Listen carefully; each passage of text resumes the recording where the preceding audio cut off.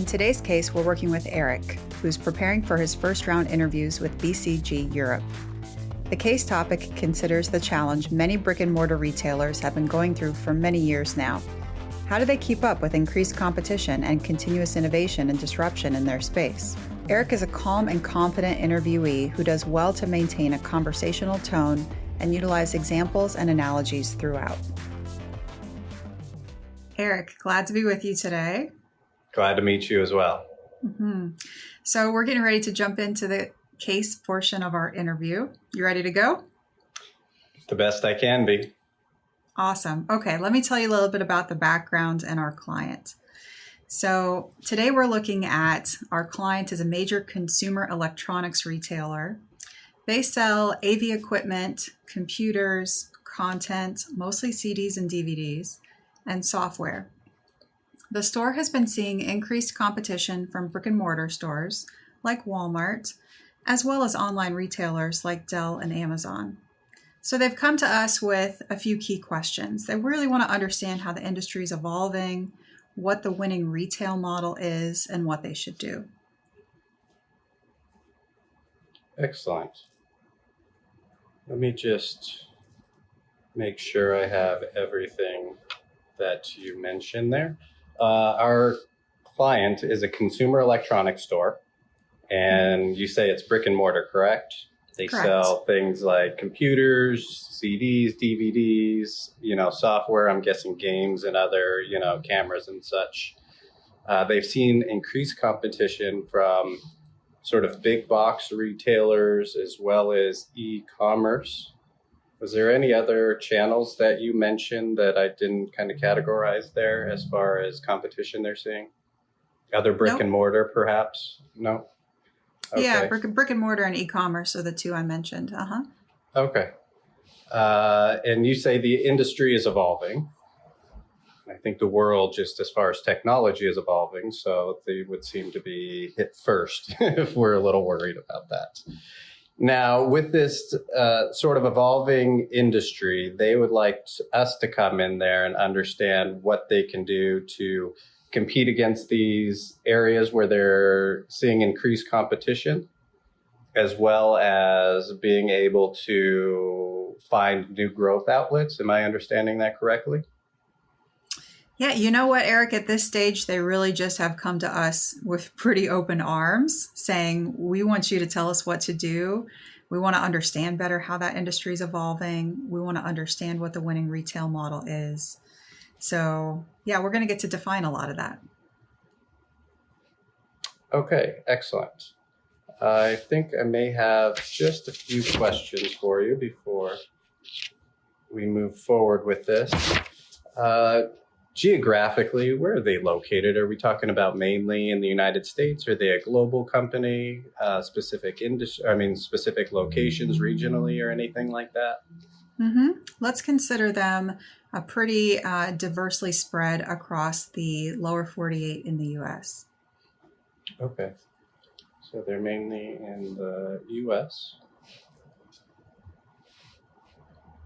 And as far as a change that they're looking to see that they came to us for, are we looking for, increased market share? Are we looking for increasing revenues? Is there a specific target that they want to focus on more, or is this pretty much hitting the entire business model and there's so much to look for that they don't need to really focus on one or the other? They need to focus on everything. They've seen decreasing market share, they've seen decreasing revenues, and they've come to us really wanting to look at everything at this stage. Okay, perfect. Well, give me a 2-minute break here, and I will sort of build out a framework and see if we can't drive this case to something that makes our client happy. Okay, great. We'll be right back after this quick break. We're seeing first-round interviews happen this year earlier than we've ever seen them before. And the turnaround time between landing an interview invite and being called in for the interview is shorter than it's ever been. That means you need to start preparing now. Join the August cohort of Black Belt. In Black Belt, you get 8 one-on-one, 1-hour coaching sessions with an MBB coach who will put together a personalized plan to help you prepare for interviews. In addition, they'll assign you online homework you can do in between the live sessions to make sure you're staying on track and on plan. Finally, as a black belt in the August cohort, you'll get access to 3 exclusive group trainings focused on networking, the fit interview, case frameworks, and math. In these sessions, you'll get the extra help you need to become a top performer come interview time. You can learn more via the link in the show notes. Join August Black Belt today. So I think the question really comes down to, how does a brick and mortar compete against, sort of those big box stores with their economies of scales, and the e-commerce giants who just, have a lower rent, right off the bat than the retail stores. So I'd like to break this down into sort of 3 categories: the competition itself, the market, and really a strategy going forward. The competition, I want to know where we're competing exactly. Are we competing on price? Are we competing on service? Why do our customers choose them over us? How can we differentiate ourselves, I think, is the essential solution we would try to get out of that bucket. As far as the market, I want to see sort of how the market share looks and how it's changed over time. How do customers, purchase things? How do they make decisions? What sort of customer data can we pull out that might show us a better place or a better position for us to be in? And then as far as strategy, again, really looking at customers' needs, customer wants, how do we get them the best product? Are we doing, more sales? Are we doing a better branding sort of campaign? Are we looking at new channels? Do we need to start competing in like e-commerce or, direct to clients? And then is our supply chain really able to handle something that competes with these people? It seems like they have to get their products to the customers quicker. So how do we do that? So that I left that as part of the strategy. I think, again, looking at, sort of the competition and how we compete would be a good place to start. Okay. What are some of the other areas you think are going to be most important? As far as competition? No, just in general among the things that you listed. What would be your top 3? I would say the customers are price sensitive. I think that would be the top one. I think definitely quality. People are looking for the best product, especially when it's, computer stuff. They're looking for the newest product. So making sure the store has the newest items, the newest technology, and things like that. Mm-hmm. Mm-hmm. Now, Eric, when we look at this space and you think about retail, brick and mortar retail, which they're currently in, what do you think makes for a successful retail model? Customer service, I think, would be definitely at the top of the list there. Customers come in, they want to talk to somebody and speak to somebody. They don't want to just read the specs online. They want to touch, feel, try out the products, and, really be able to make an informed decision rather than just, kind of a picture on a TV screen or just looking at a box. Mm-hmm. Mm-hmm. What else? They'd want to be able to, I think, know that the product works. I think especially with electronics, we're seeing, a lot of breaking down, a lot of warranty issues. So I think they'd like to be able to service their electronic items as well as know that there's a warranty protecting them going forward. I think that really scares clients. Hey, what if I buy this and it breaks 91 days after I bought it? Am I out of warranty, or can we extend that a little bit? Absolutely. Yeah, I like that. What else?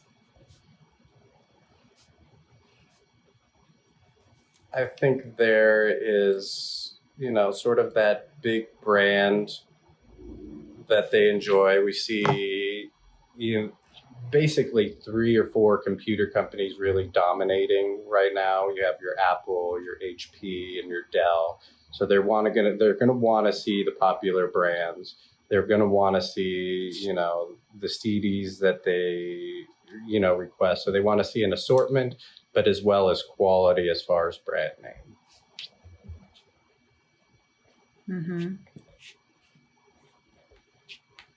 And how do you think from what you know, the limited amount you know, how well do you think our client's doing in that category right now? I would think that part of their issue would be their inventory that they have to carry just so customers are attracted to the area. I think that the customers come in, they probably play around with it a little bit and, don't really make the decisions right there on the spot. Especially for large purchases. Smaller ones like DVDs and CDs, those are probably more impulsive buys. But when it comes to larger, I'm guessing just thinking of electronic stores, you can go all the way up to washers and dryers. These are things that you and the wife talk about before you purchase. So there's a chance that this client might be losing customers once they come in, try it out, go home, find a cheaper price or, something similar to it and buy it there. So I think that's where they're losing the customers. And I think that the client is also sitting on a lot of inventory within these stores that perhaps isn't turning over as quick as they would like it to. Mm-hmm. Mm-hmm. So successful retail model, customer service and warranty, product mix.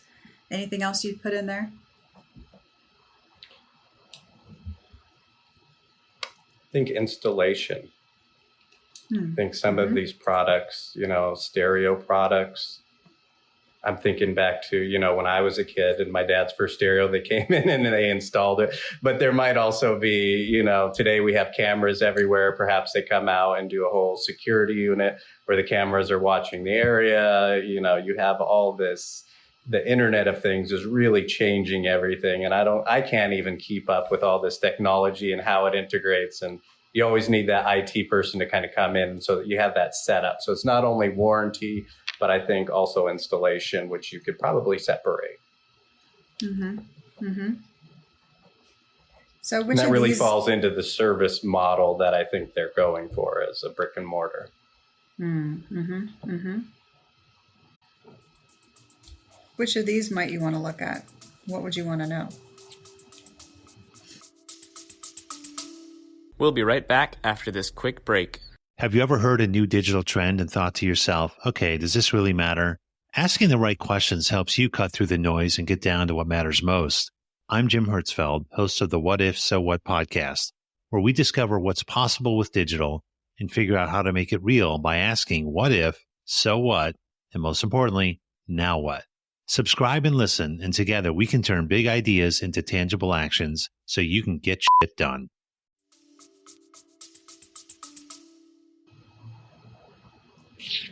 I think we could look at the financials and see perhaps where the company is doing well. I know we mentioned at the beginning that they're seeing increased competition. I'm guessing the increased competition is really coming under the product listing. But I'd really like to look at sort of their service and warranty revenue a little separately from that and say, hey, what are the margins? Are they doing well there? If we're doing well there, then how do we increase our sales as far as the product itself? So making sure that that is sort of a long-term revenue generation, because those payments come in upfront for work that you don't need to do until down the line. So it's a good, capital reserve for them on that. And then, with the products, I'm guessing the margins aren't extremely large. They're probably relatively, low as far as compared to, other software, distribution industries like that. Mm-hmm. Mm-hmm. Well, we don't have any data on that, but we have thought that maybe it would be important to us to look more at the product mix category. Mm-hmm. So, if you were looking at product mix for this client, what things do you think would be important? What would you want to know? So for the product mix itself, I think I'm debating whether I want to split this into 2 or 3 categories, just because that warranty and that installation, those things are both very large. So I am going to split it into there, because again, warranty, it's almost like insurance. It's money set aside. It's not always used. So there's not always a cost associated that you could really say, hey, here's the cost of this warranty, where, you really have to round it off to what it does in a year. Installation, we could definitely narrow down, hey, what sort of installation revenue, how much is it costing us? And then as far as products, we could, break that down even farther into computers. We could break it down into CDs. We could categorize it music, technology, appliances, in that sort of way as well. Mm-hmm. Mm-hmm. So these are great thoughts. Yeah. And as we started to look at it, you listed out some areas that are true of successful competitors in the marketplace today. However, our client isn't doing a lot of that yet. When we start to look at their breakdown of the product mix and their inventory, we're seeing that they have quite a few CDs and DVDs, and this is a space that's been quite big for them even still today. However, of course, we know more and more that consumers are buying content directly. You can buy songs directly over the internet. You can buy, movies. There's so many different places now to do that. Video on demand, etc. So just given this and this one small segment, what implications do you think this has for the client who historically has sold not only many CDs and DVDs, but the accessories that go along with them as well? That's very interesting. You mentioned CDs and DVDs because this was in the back of my mind. Who are those people that buy CDs and DVDs? I guess, if you have an old car that still has a CD player, you'd go and purchase that. Perhaps you liked a movie so much that you need to have it around. But yes, with streaming, with the, invention of sort of the Netflix and, these other direct-to-consumer products, it becomes very difficult to justify the space that this retailer might allocate to this area. You're always going to see some sales, but we've got to make sure that the square footage is going to be, purposeful. It's not what it used to be. It's not the 1980s where people came in, once a week on Tuesday because that was new release day. It's just, people are wandering. It's an impulsive buy. So really understanding the market for CDs and DVDs and what that size is per sales. And I think that would help us narrow down the square footage. Mm-hmm. Mm-hmm. Do you think that they're going to be able to continue to be successful with this model? With selling DVDs and CDs? Mm-hmm. I was in a Best Buy the other day and I still saw some. So it's very limited to, 2 or 3 aisles. I think that video games actually has a larger, space-wise than CDs or DVDs, but I don't really see it beneficial in the long run. I think I've seen so many charts about how the music industry has ever so evolved from LPs to the cassette, 8-track if you were around back then, to CDs. And now streaming is, I'm going to, make an assumption that it's at least 75% of the market these days. Mm-hmm, mm-hmm. You mentioned opening up floor space by removing this part of the product line. What would you replace it with? For product space, I would look at the more popular items. I think, I think looking at revenue streams is one way to do it. I think looking at, sort of what the customer preferences are lately, being somebody that has gone there several times, things that I would go to a electronics store for would be computer accessories, the computer themselves. Hey, I left my charger here. I'm going to need my charger while I'm out on the road. My cord broke. I think those sort of accessory items become very valuable in the long run because they're small, they're cheap, but they're so necessary that I think the turnover, it's not like you buy a computer and buy one cord. Over a year, you're probably going to buy 2 or 3 cords. Same with the phone charger. But I think also looking at another sort of that product mix would be new technologies that are more convenient and more easily accessible. And you've seen the price come down. Specifically, I want to say, sort of those surveillance cameras, the audio as far as, lights, not only being lights, and more efficient, but also being speakers, which I think is very interesting. And also being able to change colors. I think that's very interesting to people. And the easily they are to sync with other products, I think that makes them very valuable to clients. So when you have those 4 or 5 major, suppliers that you're buying from, if these smaller products that I've been mentioning can link with all of those, that really becomes your business model. Hey, how do we depend on these people to bring people in for not only, the smaller things, but hey, here are the accessories that go with them. Now everything works together. Now somebody's not worrying about, hey, is this going to be out of date in 6 months? Are they going to make a product because I like Apple and I want to buy their stuff? So do I wait for them? So, I think that integration is very important in this retail space. Agreed. So, one thing that the team ended up doing, seeing this, our client seems to be living in the past a little bit, a lot of CDs, a lot of DVDs. We did some analysis, and it turns out that they would need to double the revenue of their other products in order to counteract these trends. So, and then we've learned that for this business, fixed costs don't grow in proportion to sales. They increase on a 75% scale curve. So even when we're doubling sales, fixed costs are only going to be 75% of what they would have been on a percent of revenue basis.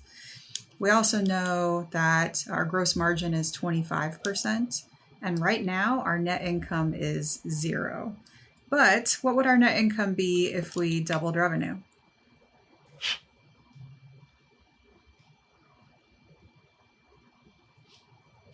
So our gross margin is 25%. Our sales, our cost of, when you say sales, that's cost of goods sold? I'm sorry, I missed that. Oh, I was just mentioning that the way that our fixed costs trend upwards, so it's not 1-to-1 in terms of revenue. So there's a decreasing because it's spread over that. Okay, and our gross margins are 25%. So if we were to double net income, what would that be as a percentage? Is that the question you're asking? Yep.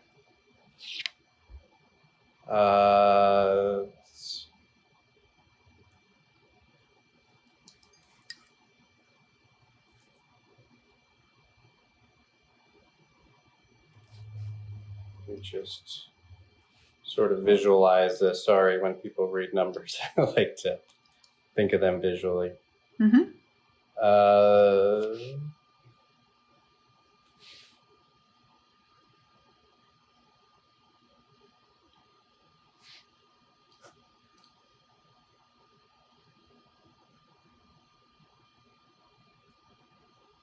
So net income would have to double, and I think I'm having a little trouble understanding the exact question. Okay. Yeah, you certainly don't have enough information yet to answer the question. Okay. So, given the limited amount that what are some of the things that you'd like to better understand, or what's the data you think you would need? I would definitely need some total revenue. I would need, I think gross margins helps us understand the cost of goods sold, but I think sort of inventory turnover might be interesting. But yeah, I think looking at an income statement might help us really understand what we need to do as far as project out sort of financial numbers that they're looking to get with the 2 times the revenue, doubling their revenue. Yep. So let's say that starting out revenue is 100 million. So that's one piece. Then if you're going to look at a balance sheet or an income statement, what else would you be looking for? So if we're looking at revenue, I would need to know we have our gross margins of 20%. I would need to know cost of goods sold. let me go ahead and boil that down to Mhm. our operating profit. So Okay. including a bunch of things there, then our operating profit is 25 million in that same year. What else would you need to know?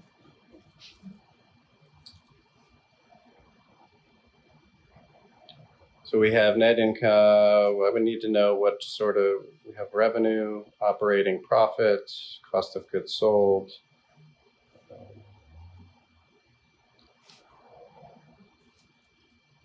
Do we have any information on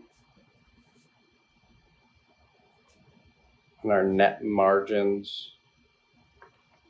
We don't. We don't. No, just that gross margin percentage. Just that gross margin percentage. 25%. Is there any information as far as, you said no information as far as cost. We just have our operating profit. We have our revenue. No, we do. I don't have cost of goods sold, but I do actually have for you a fixed cost number. So Okay. in year one, same year, the fixed costs are 25 million. So given that, if we were to double revenues in a year, what would our net income percentage be? Okay. Let's say, so if 100 million, we're looking at 200 million to double. Mhm. We're saying that fixed cost for the original 100 million is 25 million. And then for the additional 200, it would be an additional 75% of that. So that becomes 25.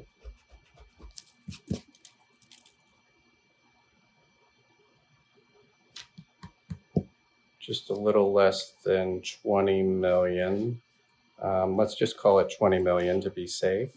So Eric, actually, let me have you apply that scale to what the total fixed cost would have been in the second year. So apply that scale to a doubled fixed cost of 25. Okay. So we just want to say 20, so 50 million. So we're subtracting 50 million for fixed cost. Yeah, but that fixed costs don't scale 1-to-1. They'll just scale 75%. And that's what I was doing. So I thought that, based on 100 million, so we have 100 million, that's 100%. And then if we did that extra 100 million at 75% of that, that would be 20 million for that additional 100 million that we've doubled. Does that make sense as far as my numbers? It gets us a little bit different because what I want you to do is just take 75% of that 50 million. That would be the easier route, wouldn't it?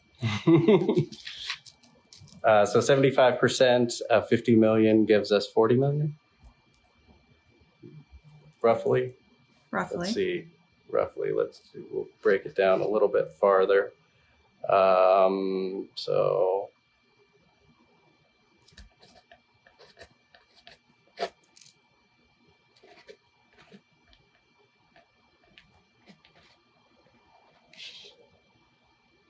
So we're subtracting 12.5 from that. That gives us 37.5 million in fixed cost. Yep. And as far as, excuse me, heater right on me right now. And now I really feel like I'm in the hot seat. Now we're looking at our gross margins, which is 25%, you said? Mm-hmm. So our gross margins of 25% give us 50 million in gross margins. Mm-hmm.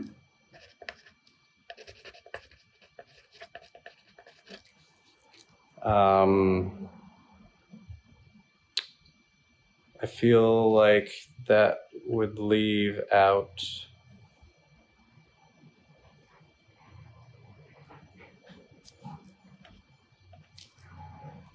feel like we have some numbers missing. Mm-hmm. Like what? we're definitely missing some costs because our operating profit is not going to increase with scale and take over, 120 something percent. So there's additional costs. I'm guessing SG&A costs or something similar to that, marketing costs. You're correct. Yeah, there would be other costs associated here. For simplicity for now, we're going to go ahead and disregard the other costs. Okay. So between gross margins, we understand that at 50 million, fixed costs at 50 million or 37.5 million, that leaves us with a remainder of roughly 112.5, right? So I just don't see that as being our operating profit right off the bat. I feel like we can scale Well, it that was down just, yeah, it was just 50 minus 37.5, right? Mm-hmm. 12.5. Yeah.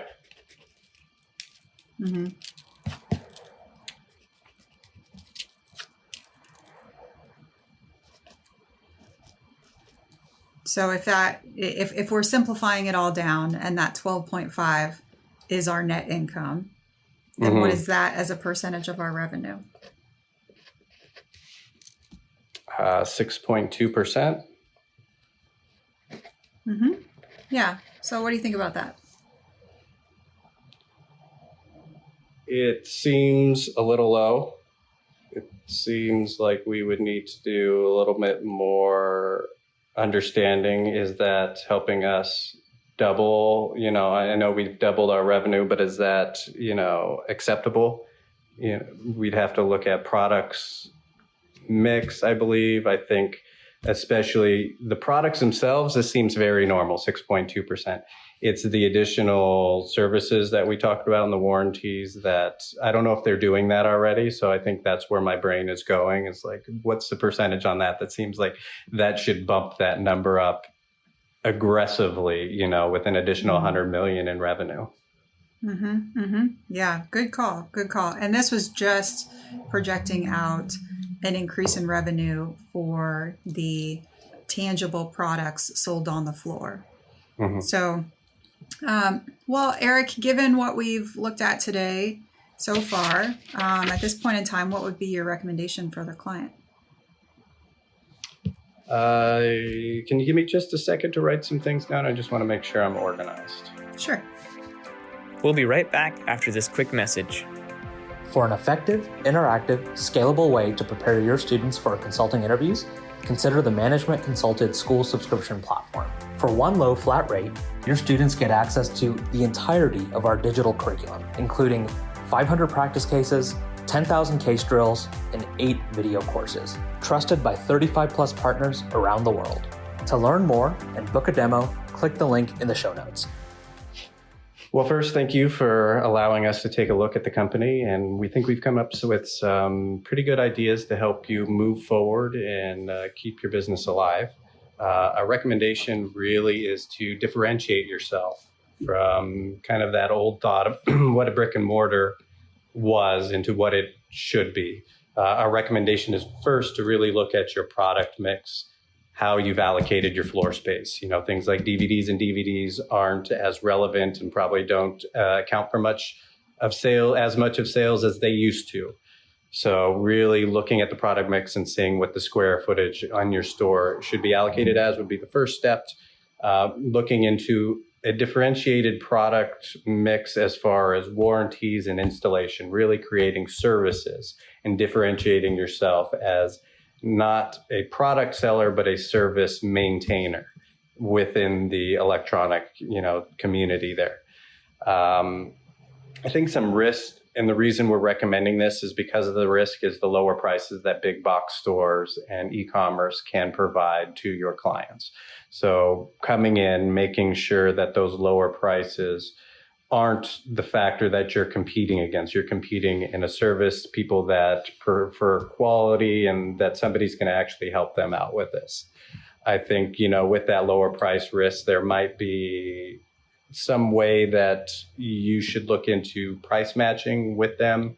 If it's if you're able to do that in certain categories at first and, move forward with that, I think is the next step, to evaluate where you can compete, where you can see margins smaller in that sort of price war that they've created, because you still do want to compete with that, but just in a different level. So again, thank you for your time. And I hope if you have any questions, I'd be more than happy to answer them. Great. Thank you, Eric. All right. How do you feel like that went? It's got its ups and downs, right? It's like riding a wave.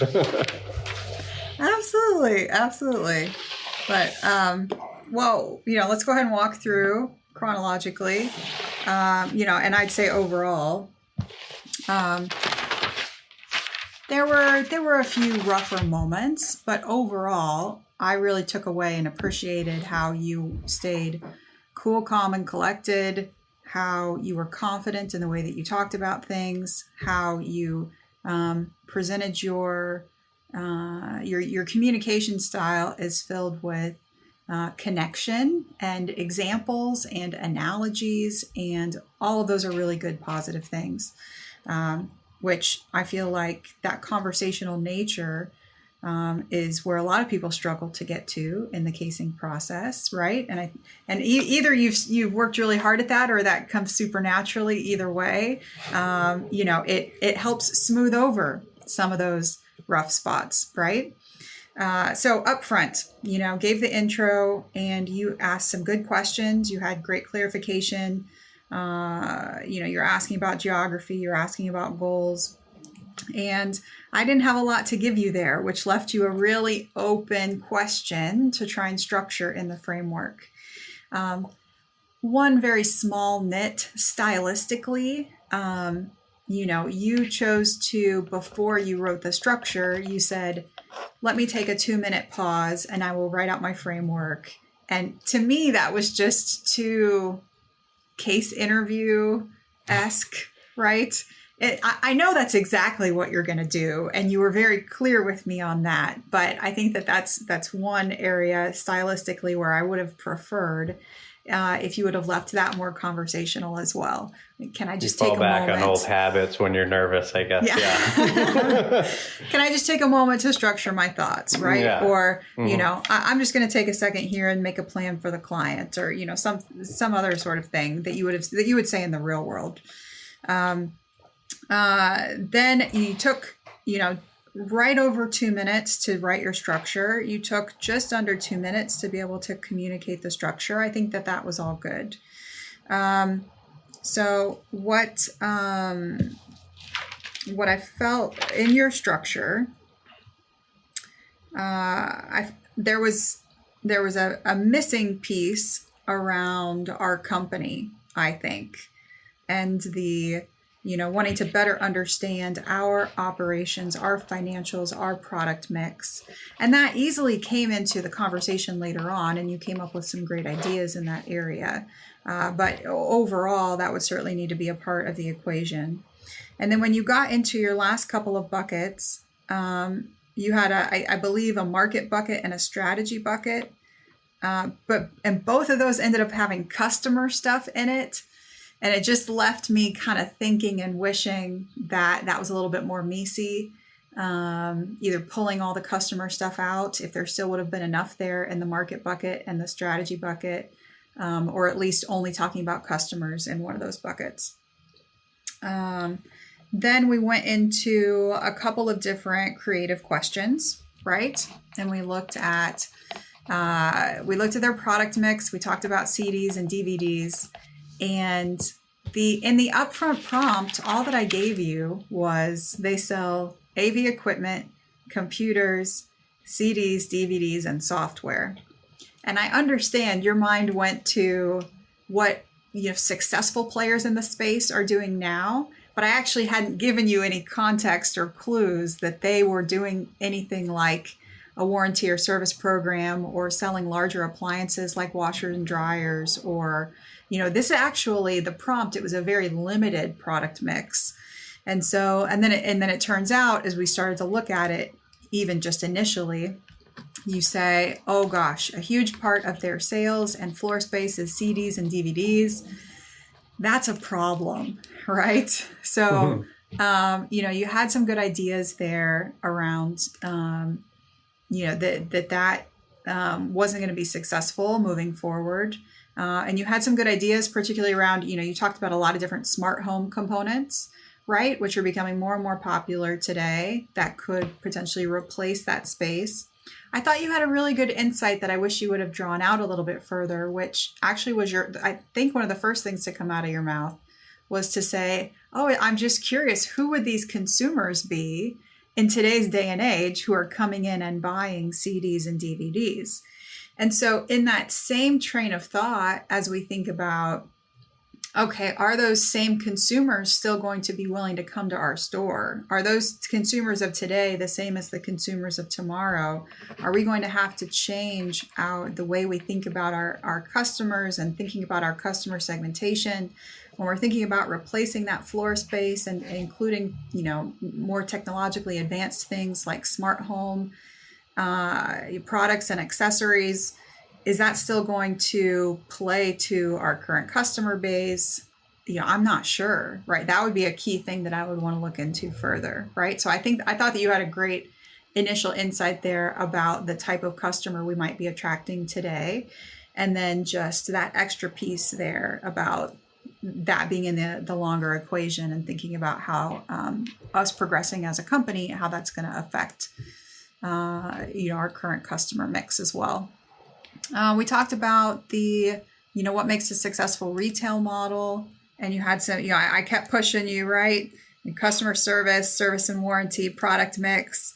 The fourth one ended up kind of also being in the service and warranty space, which is okay, right? But the big one missing, we're talking about brick and mortar retail, right? So a successful retail model, and I gave the question very openly, but something there about profitability in today's day and age, right? Or about the high fixed costs and kind of high operating costs of a brick and mortar structure, how retail today is now not only competing with other brick and mortar, but also e-commerce, thinking about how that's diversified the competition and the overall market landscape. But getting into that area in some way, shape, or form, I think that could have sounded like a lot of different things about having, establishing that competitive advantage and having a profitable model. But that's the one piece there, in that creative question that I wish you would have gotten to. And then, we got to the math, and I had a very boiled down set of information for you, right? Mm-hmm. And I think that what could have made it a little bit smoother would be to communicate out even more clearly, even just the basics, the basic formulas, right? It's like, okay, you've given me the current net income is 0%, and we're looking for the new net income percentage. I know net income, a key indicator of profitability. So we're thinking about profit. Of course, that's revenue minus costs. So, what do we know right now about revenues? What do we know right now about costs? And even though I was being rather withholding with data and information, I think that very simple framing would have allowed us to boil down to, okay, I have one revenue number for you. I actually only have one cost number for you. And so then you can take those, and you went into, some good insights and some good detail. Well, I would want to know this, and I'd want to know this. I'd want to look at the balance, sheet for this. And this certainly can't encompass all the costs. And it didn't, and it wasn't trying to. But I think that just being able to get the metrics that you needed to make the calculation asked of you, talking through the simplified formula, what you know of it, could help you, put some hooks in the water for your interviewer to give you some of that information. So that was my one thought for you there. But then you stayed, I thought, very calm through that, at least my perception of you. And then, kind of use that as our pivot point, asked you to wrap it up and give a recommendation. And you took about a minute to put that together, which was completely fine. And you came back with a structured set of ideas and thoughts. My one comment for you on that was you used the phrase, at least in the first two buckets, looking at. I would want you to be looking at such and such. However, I think that you could pivot even further and be more assertive and direct in your recommendation here at the end of the case. So in the CD DVD space, I think you should move away from CDs and DVDs. In the kind of driving to action. What was your second bucket? There was a similar one. Warranty and installation. I think that you should move to include warranty and installation. Right? I mean, that would just be the action-oriented, assertive recommendation. And you made it a little conditional and you made it a little qualified, but I want you to put that stake in the ground and just be assertive with your recommendations at that point. With that being said, and I look across all of it, right? I think that if I were scoring you for a first round and I was going into the room, I would say, this guy's got a lot of potential and it wasn't great, but I think he did well. Like, how did the other case go? Because if they both went, well, then let's push him through. If the other one was any rougher than this, then it would be like, oh, maybe next time, let's keep him on our list or something like that. But, that's my take and my feedback. Any questions there? I think your insight was great. I think because I have a little bit of a background with bookkeeping and stuff, and I also have a background in art, and I think conceptually, and I like to touch things and talk about them very passionately, which you complimented me on. I've noticed that, going into these sort of the analytical part, I need that, that information in front of my hand. If I don't have it, I need to grab more information. So it's when it's very, sort of like, hey, here's a little bit. It becomes frustrating almost. I guess it doesn't show. Thank God it doesn't show. But, I know what's supposed to be there. And I'm like, okay, what am I looking for? Usually I'm just saying, hey, this, and this. So I thank you for that recommendation to kind of go back and, understand how everything flows together a lot better. And I think once that's second nature, I think I'll do a lot better. Yep. Nope. I think you have a lot of the intrinsics to do well in this type of case interview setting.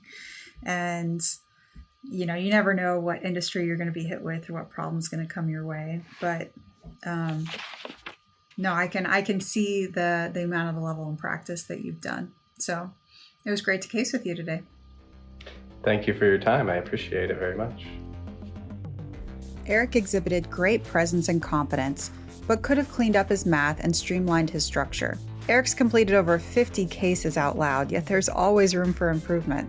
If you'd like help in your case interview process or would like to simulate the live interview experience, consider working with one of our coaches at Management Consulted. Our coaches are all ex-McKinsey Bain or BCG consultants and interviewers who love working with prospective candidates to firm up your weaknesses and make your strengths shine.